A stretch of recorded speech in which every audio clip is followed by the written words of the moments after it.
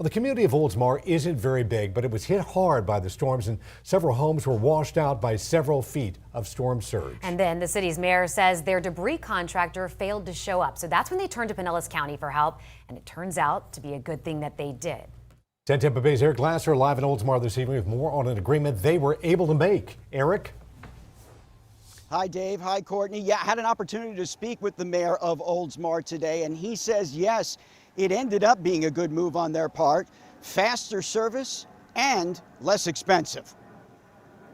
Our city is completely cleaned up. Oldsmar's Mayor Dan Saraki was worried when their original debris contractor didn't show up that the city might be the last to get cleaned up. Instead, I actually think we are one of the first municipalities in the city of Oldsmar to have everything picked up from our residents, put on a pile, and it's all taken away. the mayor says the original debris contractor they hired was charging about $15 per cubic yard and may have gotten a more lucrative offer someplace else. Regardless, the city was in a bind for several weeks. As we were concerned about rats, smell. So they entered into an interlocal agreement with Pinellas County to use their contractor instead. And it turned out to be a stroke of luck. The county's contractor was about half as expensive, and within days, the trash piles have now been removed.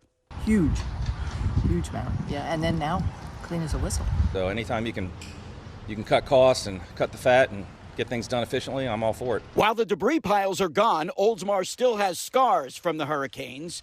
Being at the north end of the bay, many homes got washed out. And since the city doesn't have enough employees to staff its own permitting department, they've had to turn to Pinellas County for help on that front as well. A lot of residents are displaced right now, and things might change over the next year or two. Families that have lived here for decades might have to leave or have to sell their property or have to rebuild. And I think that going forward, our future of the city of Oldsmar will definitely change.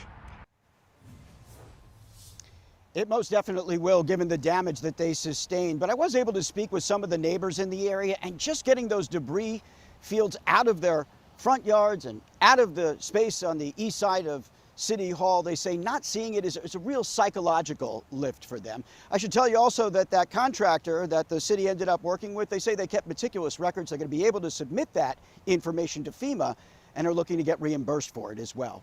Reporting live in Oldsmar, Eric Glasser, 10 Tampa Bay.